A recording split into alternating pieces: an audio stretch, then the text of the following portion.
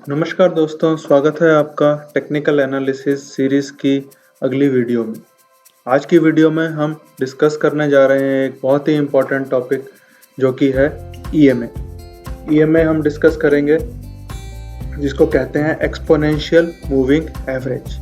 सुनने में बहुत डिफ़िकल्ट लग सकता है, लेकिन जब हम इसको डिस्कस कर लेंगे और इसका एक्चुअल मीनिंग समझ लेंगे और इसको कैसे कैलकुलेट करना है समझ लेंगे तो ये हमारे लिए बहुत आसान और बहुत ही फ़ायदेमंद हो सकता है। यदि हम इसको देख के डिसीजन लेते हैं स्टॉक्स खरीदने का या बेचने का, तो हम एक बहुत ही इंफॉर्मेटिव डिसीजन ले सकते हैं। आपकी जानकारी के लिए बता दें कि यदि ये वीडियोज़ या इस सीरीज़ में कोई भी कहीं पे भी आपको डाउट आता है तो वीडियो के ऊपर फ़ोन नंबर दिया हुआ है, डिस्क्रिप्शन में भी फ़ोन नंबर दिया हुआ है, तो आप कभी भी व्हाट्सएप कर सकते हैं उस नंबर पे और हम कोशिश करेंगे कि आपके सारे डाउट्स जो भी एनालिसिस से रिलेटेड डाउट्स हैं उनको हम अच्छी तरह क्लियर करें और आपको एक सही डिसीजन लेने में हेल्प करें।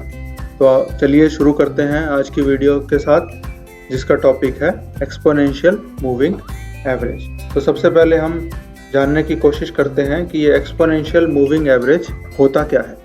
उससे पहले हम जानने की कोशिश करेंगे कि एक सिंपल मूविंग एवरेज क्या होता है। जब हम सिंपल मूविंग एवरेज जान जाएंगे तो हम आसानी से जान सकते हैं कि एक्सपोनेंशियल मूविंग एवरेज क्या होता है। तो सिंपल मूविंग एवरेज की डेफिनेशन सिंपल सी डेफिनेशन है जो कहती है कि हम एक एवरेज लेते हैं पिछले कुछ दिनों का, पिछले 10 दिन का ले सकते हैं, पिछले 20 दिन का ले सकते हैं, पिछले 50 दिन का ले सकते हैं।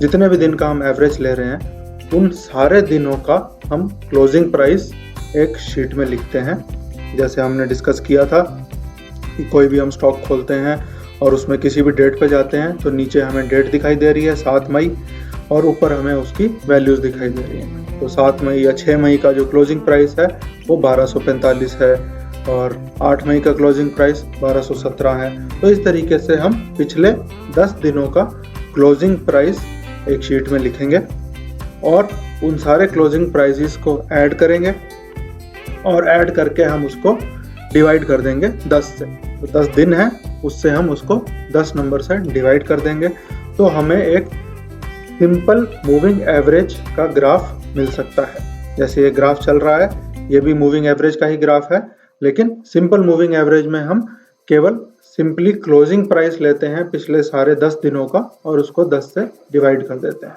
वो भी हेल्पफुल है डिसीजन लेने में, लेकिन उससे ज़्यादा हेल्पफुल हमारे लिए होगा एक एक्सपोनेंशियल मूविंग एवरेज का ग्राफ, जो कि ट्रेडिंग व्यू हमें बना बनाया देता है।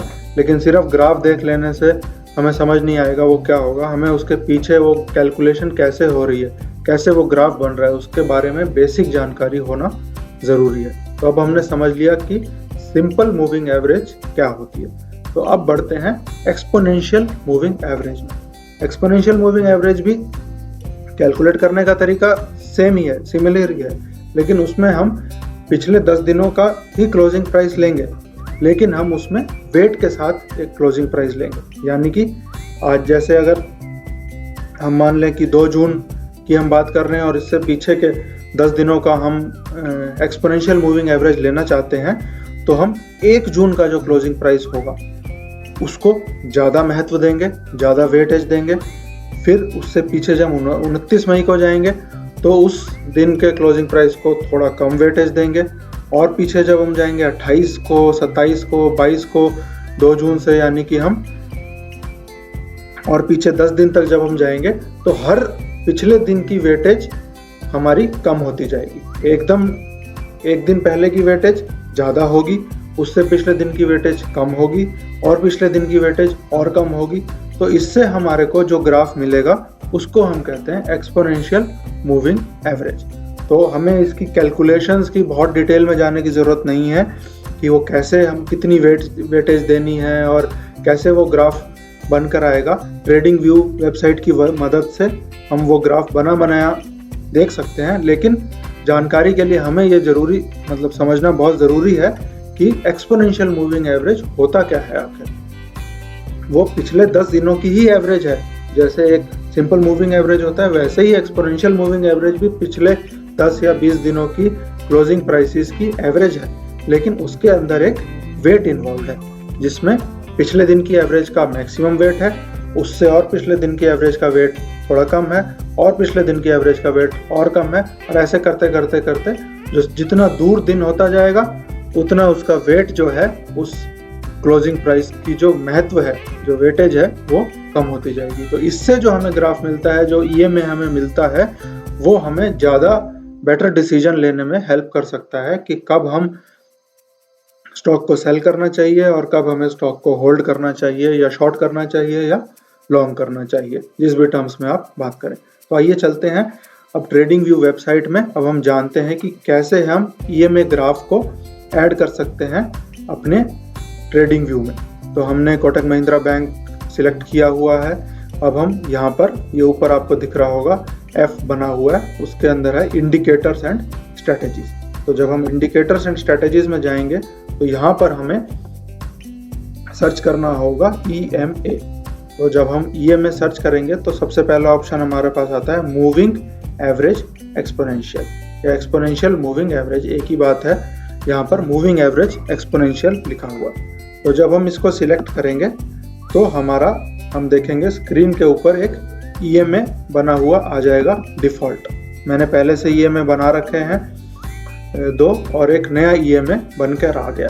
तो पुराने वाले EMA को या नए वाले EMA को मैं क्लोज कर देता हूँ। अभी आज की वीडियो में हम सिर्फ सिंगल EMA ग्राफ को देख रहे हैं, लेकिन आने वाली वीडियो में ये बहुत इंपॉर्टेंट कंसेप्ट हमें बहुत हेल्प कर सकता है जब हम एक ही ड्यूरेशन में पिछले 10 दिन के अंदर ही मल्टीपल EMAs को कंपेयर कर सकते हैं कि पिछले 10 दिन का ये EMA है, पिछले 50 दिन का ये EMA है, पिछले 200 दिन का ये EMA है। और जब हम अलग अलग टाइम फ्रेम्स में EMA बनाते हैं और उनको कंपेयर करते हैं कि किस पॉइंट पे वो दोनों EMA एक दूसरे को क्रॉस कर रहे हैं, तो वो और फर्दर हमें हेल्प कर सकता है डिसीजन लेने में। तो यहाँ पर हम ये एक EMA देख रहे हैं, 2 EMA हैं, इसको मैंने क्रॉस किया हुआ है और मेन मेरा एक ही EMA चल रहा है। तो इसके अगर मैं सेटिंग्स में जाता हूँ तो इसका स्टाइल मैं यहाँ कलर चेंज कर सकता हूँ, रेड, ग्रीन, ब्लू, जिस भी कलर में मैं चाहूँ उस कलर में मैं अपना ग्राफ देख सकता हूँ। मैंने यहाँ रेड सिलेक्ट किया हुआ है और इनपुट्स में मैंने यहाँ लेंथ दी हुई है कि पिछले कितने दिनों का मुझे ग्राफ देखना है। तो यहाँ मैंने 20 लेंथ सिलेक्ट करी हुई है और मैं ओके कर देता हूँ। इसको कभी भी आप सेटिंग्स में यहाँ से जाके चेंज कर सकते हैं, 20 को 50 कर सकते हैं, 50 को 100 कर सकते हैं, ठीक है। तो अब मेरा ये कैंडल चार्ट के अलावा यहाँ पर एक EMA चार्ट बना हुआ आ रहा है। तो ये EMA लाइन ग्राफ है और कैंडल चार्ट्स मुझे दिखाई दे रहे हैं लाइन चार्ट्स के अलावा। तो अब बात आती है कि EMA से हम क्या जानकारी ले सकते हैं। तो सबसे मेन जानकारी जो हम EMA से ले सकते हैं वो ये है कि जब भी आपका जो स्टॉक है वो EMA लाइन से नीचे ट्रेड कर रहा है, जितना भी टाइम वो EMA लाइन से नीचे ट्रेड कर रहा है, तो वो जो टाइम है वो टाइम है शॉर्ट करने का या नॉट लॉन्ग करने का। यानी कि इस टाइम पे, इन दिनों में वो जो स्टॉक है वो EMA लाइन से नीचे है, तो आपको इस स्टॉक को सेल कर देना चाहिए। इसको ज़्यादा मेंटेन नहीं करना चाहिए अपने पास, क्योंकि ये ट्रेंड से नीचे जा रहा है। और जिस टाइम यहाँ पर जैसे ही वो स्टॉक की जो ट्रेडिंग वैल्यूज़ हैं, क्लोजिंग ओपनिंग वैल्यूज़ जो हैं, EMA लाइन को क्रॉस करती हैं और जो स्टॉक है वो EMA लाइन से ऊपर आ जाता है, यहाँ पर ये इस रेंज में जब आ जाता है, यहाँ अपस्ट्रीम में चला जाता है, ये डाउनस्ट्रीम चल रही है आपकी, ये कंसोलिडेटेड पैटर्न चलने लग गया, ऊपर नीचे, थोड़ा ऊपर थोड़ा नीचे। और यहाँ पर जैसे ही जो स्टॉक है आपका EMA लाइन से ऊपर रहने लगता है, तो वो आपकी अपस्ट्रीम आ जाती है और अब टाइम है कि आप इस स्टॉक को लॉन्ग करें या इसको सेल ना करें, इसको परचेज करें। और अगर ऑलरेडी परचेज किया हुआ है तो इसको अभी मेंटेन करें। कब तक मेंटेन करें? जब तक कि वापस जो ये स्टॉक की ट्रेडिंग वैल्यूज़ हैं EMA लाइन से नीचे ना आने लग जाए। जैसे ही आप 2-3 दिन 4 दिन इस पैटर्न को देखें और डेली आप देखें कि जो स्टॉक है वो EMA लाइन से नीचे ही ट्रेड कर रहा है, नीचे ही क्लोज हो रहा है, नीचे ही ओपन हो रहा है, तो आप समझ जाइए कि आपका टाइम आ गया इस स्टॉक को शॉर्ट करने का, सेल करने का या नॉट लॉन्ग करने का। जो भी टेक्निकल आप लैंग्वेज यूज़ करते हैं उससे आप समझ सकते हैं। और जैसे ही 3-4 दिन तक लगातार आप देख रहे हैं कि आपके जो स्टॉक है वो ट्रेड कर रहा है EMA लाइन से ऊपर, तो यानी कि अब टाइम आ गया इसको मेंटेन करने का, इसको लॉन्ग करने का या इसको परचेज कर लेने का। तो इससे हम क्लियरली समझ सकते हैं कि ईएमआई लाइन से हम कैसे डिसीजन ले सकते हैं एक, और फिर हम इसको और गहराई में समझने के लिए 50 दिन का या इसकी ड्यूरेशन ही हम चेंज कर सकते हैं कि लेंथ को हम इसको यहाँ 50 कर दिया तो ईएमआई लाइन थोड़ी सी चेंज हो गई। तो पिछले 50 दिन का, 20 दिन का, 40 दिन का हम कंपेयर कर सकते हैं। तो अगली वीडियो में हम मल्टीपल ईएमआई लाइंस चेक करेंगे कि मल्टीपल ईएमआई लाइंस से हम क्या जानकारी ले सकते हैं जब एक नई ईएमआई लाइन एक दूसरे को क्रॉस करती है। जैसे कि अगर मैं यहाँ पर एक और ईएमआई लाइन लगा दूं और दोनों को जब मैं देखूं, ये ब्लू लाइन है और ये रेड लाइन है, तो इसका क्या मतलब है कि जब ये ब्लू लाइन पिछले 10 दिन की लाइन पिछले 20 दिन की लाइन को जब क्रॉस कर रही है, नीचे से ऊपर जा रही है या ऊपर से नीचे आ रही है, तो इस क्रॉसिंग का क्या मतलब है और इस क्रॉसिंग से हम क्या समझ सकते हैं, और इस क्रॉसिंग को जब भी हम एनकाउंटर करें अपने स्टॉक के ग्राफ में तो हमें क्या डिसीजन लेना चाहिए। तो आज की वीडियो से हमने सिर्फ एक सिंगल ईएमआई लाइन जो कि हमारी 20 दिन की या 40 दिन की ईएमआई लाइन है, उससे हम क्या डिसीजंस ले सकते हैं उसको समझा है। आने वाली वीडियोस में और हम गहराई में जाएंगे, इस ईएमआई से हम कैसे डिसीजंस ले सकते हैं कि किस टाइम पे हमें स्टॉक को सेल करना चाहिए और किस टाइम पे हमें स्टॉक को लॉन्ग करना चाहिए, मेंटेन करना चाहिए अपने पास। तो आशा करते हैं कि आपको इस वीडियो से काफ़ी जानकारी मिली होगी। आप अपने जो खरीदे हुए स्टॉक्स हैं या जिनको खरीदना चाहते हैं उनकी ईएमआई लाइंस जाकर देख सकते हैं और उससे आप डिसीजन ले सकते हैं कि आज सही टाइम है स्टॉक को मेंटेन करने का या स्टॉक को बेच देने का टाइम आ गया है। यदि इसमें ईएमआई को समझने में या फिर आपके पर्टिकुलर स्टॉक का ईएमआई आप नहीं रीड कर पा रहे हैं तो आप ज़रूर कमेंट्स में लिखिए कि कौन से स्टॉक की और किस ड्यूरेशन की आप बात कर रहे हैं, तो हम डिस्कस कर सकते हैं, या फिर आप ऊपर दिए हुए नंबर पे व्हाट्सएप कर सकते हैं।